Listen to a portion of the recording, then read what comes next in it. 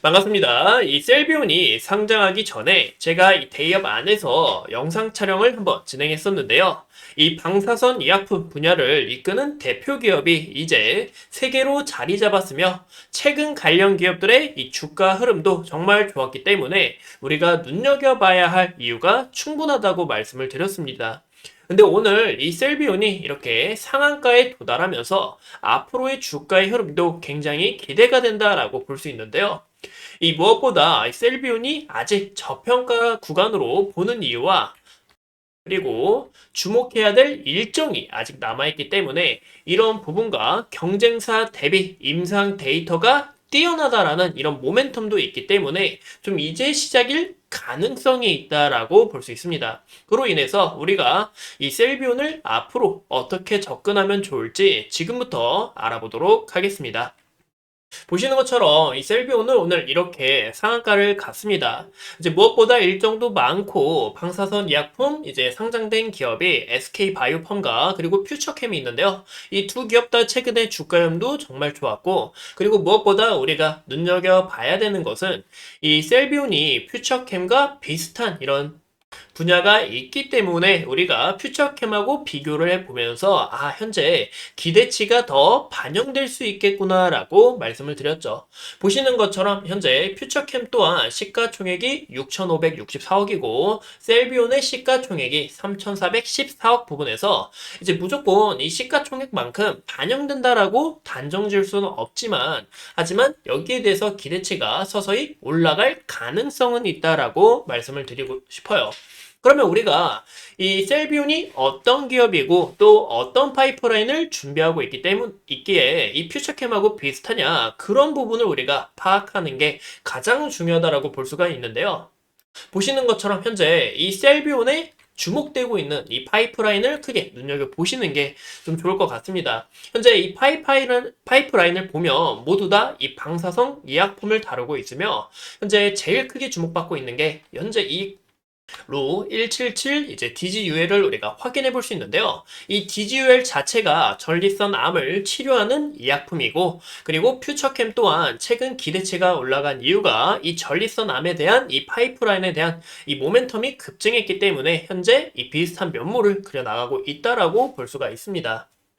제가 이 셀비온의 일정을 한 번 더 좀 정리를 해드리자면 내년 상반기에 임상 이상을 완료한 다음에 내년 4분기 중 조건부 허가를 받아서 국내 조기 출시가 좀 목표다라고 봐주시면 좋을 것 같아요. 그만큼 현재의 주가가 또 모멘텀을 받고 좀 어느 정도 기대치가 다운될 수는 있지만 하지만 이 내년 상반기에 임상 이상이 완료가 됐고 4분기에 조건부 허가에 대한 모멘텀을 앞두고 있을 때 이 기대치가 다시 한 번 더 반영될 가능성은 있다라고 볼 수가 있습니다. 그래서 이제 본격적인 생산 및 판매를 위해서 2027년까지 이 제조시설 구축 계획과 그리고 전립선 한자를 넓히기 위해서 이 추가 임상 시험을 진행할 전망에 있다라는 거 우리가 확인해 볼 수 있는데요.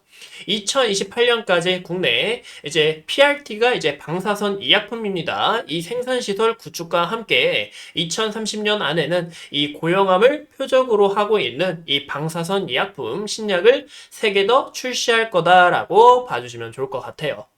그러면 이런 목표가 굉장히 많다라는 거 우리가 확인해 볼 수 있어요. 하지만 우리가 이 바이오의 큰 단점이 뭘까요? 바로 이 유상증자나 아니면 이 CB 발행이 좀 문제다라고 볼 수가 있는데요. 이제 전환사채죠. 근데 이 셀비온의 현재 자본금과 그리고 지속적인 이 매출액을 봤을 때 이 임상에 대해서 정말 긍정적으로 모멘텀이 나가게 될 시, 그럼 앞으로 더 추가적인 임상시험을 진행을 하기 위해서는 돈이 필요하잖아요. 그래서 이 유증과 이 CB 발행에 대한 이런 걱정도 좀 참고해 주시면 좋을 것 같다라고 말씀을 드리고 싶어요. 이제 무조건 한다라는 건 아니고 어느 정도 가능성은 있다라고 보시면 좋을 것 같습니다. 그러면 우리가 이 방사선 의약품이 도대체 뭐길래 이렇게 기대치가 굉장히 크게 반영되고 있냐 이런 부분이 가장 중요하다고 볼 수 있는데요. 이 최근에 이 리가켄 바이오 아실까요? 우리가 이제 바이오 이 ADC 대장주라고 볼 수가 있는데 이 방사선 의약품이 현재 이 ADC와 함께 구조 자체가 좀 비슷하다라고 볼 수 있습니다. 현재 이 RPT 같은 경우 방사선 물질을 이용해서 보시는 것처럼 이 암과 같은 질환을 표적 치료하는 데 사용하는데요. 이 방사선 자체가 우리가 어떤 생각이 들죠?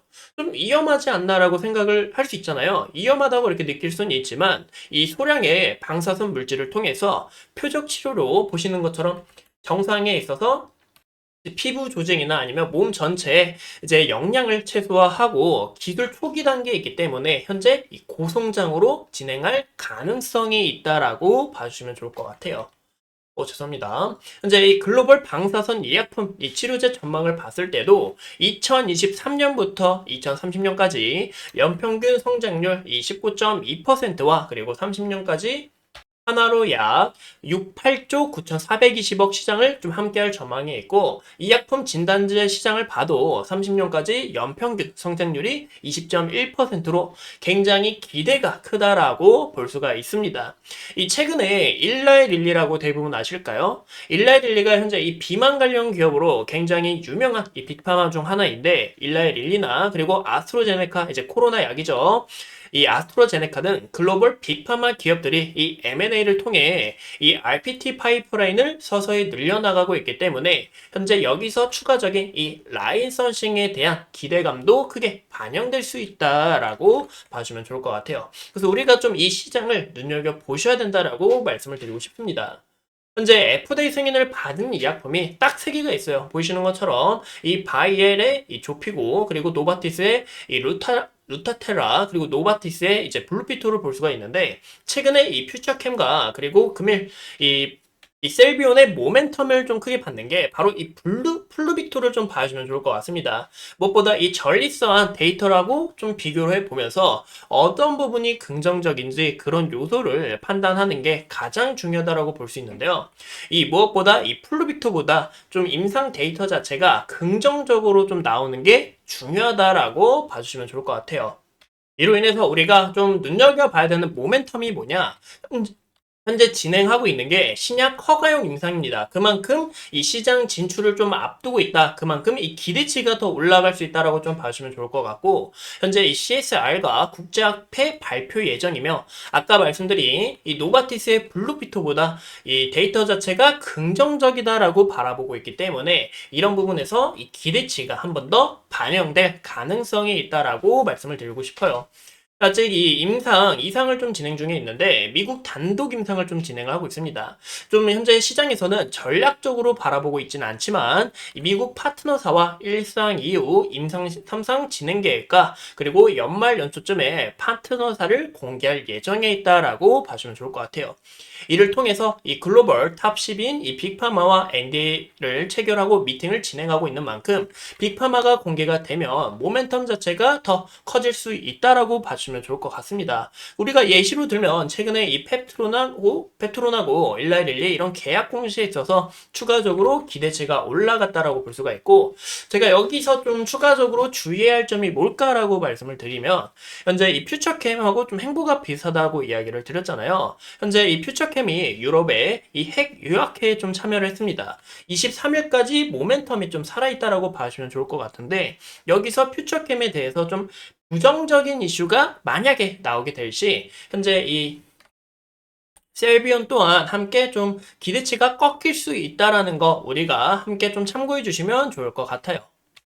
이 보시는 것처럼 이 셀비온의 주가가 오늘 이렇게 상한가를 갔습니다. 이틀 만에 상한가를 가서 좀 우리가 차트를 봤을 때 좀 말씀드리기가 어려운 부분이 있어요. 그럼 우리가 여기서 어떻게 보시는 게 좀 좋냐? 현재 상한가를 간 만큼 내년에 죄송합니다. 내일의 주가도 어느 정도 이 갭상을 하거나 아니면 추가적으로 좋은 움직임을 나타낼 가능성이 있겠죠.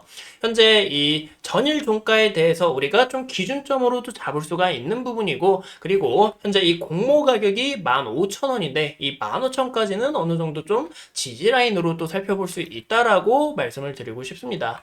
그리고 또 추가적으로 현재 이 최저치와 그리고 여기에 대한 종가도 우리가 살펴볼 수 있다라고 말씀을 드리고 싶고 현재 이 차트상 데이터가 쌓여있지 않기 때문에 이 여러분들의 이런 각자 좀 시선으로 판단하는 게 가장 중요하다고 볼 수가 있고 그럼 우리가 한 가지 좀 예시를 한번 들어볼게요. 뭐 이제 최근에 상장해서 주가가 좋았던 이런 ENSL도 보면 보시는 것처럼 주가가 밀리고 지속적인 상승을 시작했습니다. 그럼 우리가 이런 부분을 차트를 봤을 때 어떤 부분을 아셔야 되냐? 이 지속적인 상승이 나올 때는 그런 상승을 받아먹고 죄송합니다. 받아먹는 게 아닌가, 받아먹는 게 아니라 그런 부분을 좀 지켜보고 이 상승에서 하락으로 전환을 할 때 우리가 이런 부분에서는 좀 주의를 하셔야 된다라고 말씀을 드리고 싶어요. 그래서 최근에 이렇게 상장된 이런 바이오 기업들의 흐름을 좀 보면서 우리가 이런 이 셀비온에 대해서도 좀 참고를 하시는 게 중요하다라고 볼 수가 있겠죠. 오늘 이 수급 자체를 보시면 기관에서 수급 자체가 강하게 들어왔는데 이 수급이 보시는 것처럼 어떻게 또 이탈이 나오는지 그런 요소를 판단하는 게 가장 중요하다라고 볼 수 있을 것 같습니다. 이상 이 셀비온에 대해서 함께 알아봤고 앞으로 추가적인 이슈 여러분들과 함께 하면서 끝까지 파헤쳐 보도록 하겠습니다. 오늘도 소중한 시간 내서 영상 시청해주신 점 감사합니다.